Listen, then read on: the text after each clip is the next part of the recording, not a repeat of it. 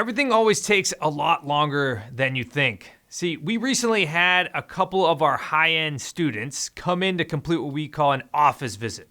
Now, an office visit is where our students fly in from all over the country and they walk through a very specific agenda throughout that time frame in order to help them with their necessary skills and systems and sometimes be it mindset in order and really come up with a plan so that way they can go ahead and execute and reach their goals. See, during one of the time frames in our office visit, we have a thing what we call a strategy session, which is really where we break down their entire business and create short and long-term goals.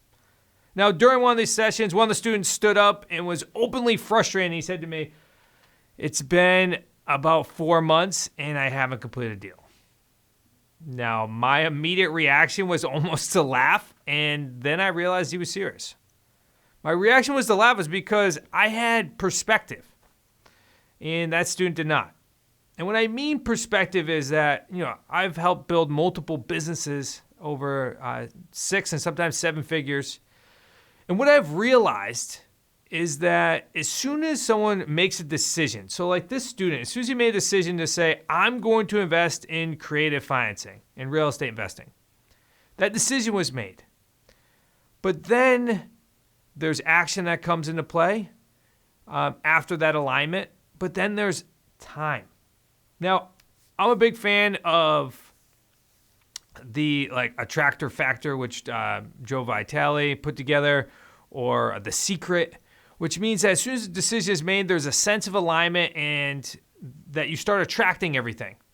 And I completely agree with that. But what I think that most people miss out on, and was the misconception of the student, was that there's a lag time to every decision. So his frustration of 4 months, I realized that there's going to be a lot more lag time than 4 months. So let me give you a couple of examples here. One is a story that you may have heard before, but another one's a personal story. So my son Remy made a decision to start playing hockey about 7 months ago. He said, "Dad, I want to play hockey. All the neighbors are playing hockey, and I'm excited to do so."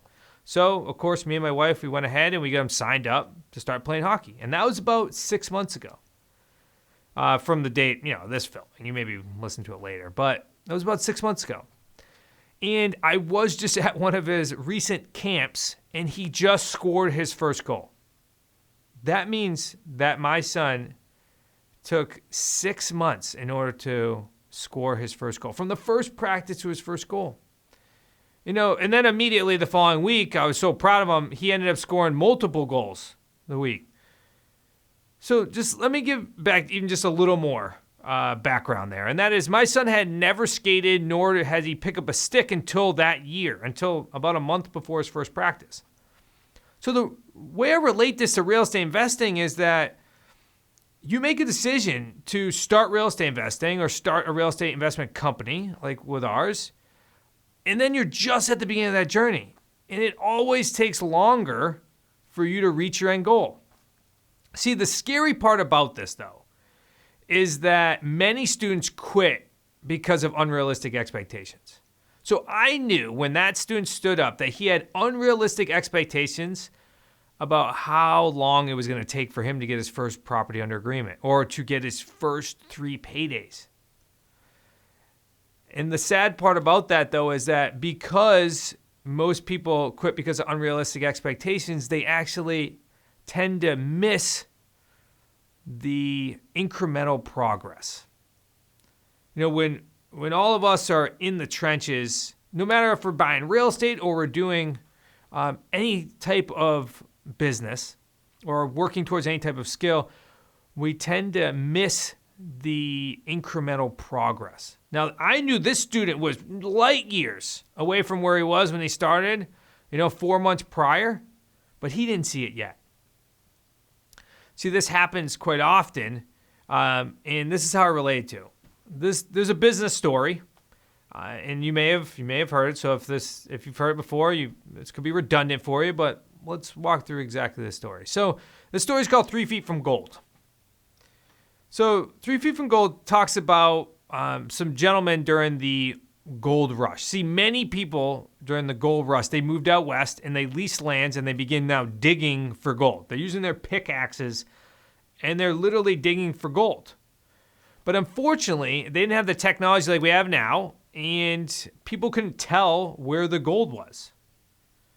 So many people would begin digging for days, weeks, months, even years, and then eventually give up. But what they didn't realize is that they were right on the cusp of finding gold.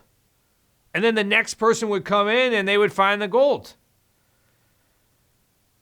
So when it comes down to missing incremental progress, you may miss out on the gold. I mean, you put in all the work. So if I'm bringing it back to that student's comment, he's maybe 3 feet from gold today. Like, he may have a deal in his follow-up system right now. He may have a deal from a seller he's going to talk to tomorrow. So I'm encouraging you to stick to the process and to consistently plug into incremental progress. And you can do that so many different ways, by journaling and really self-evaluation.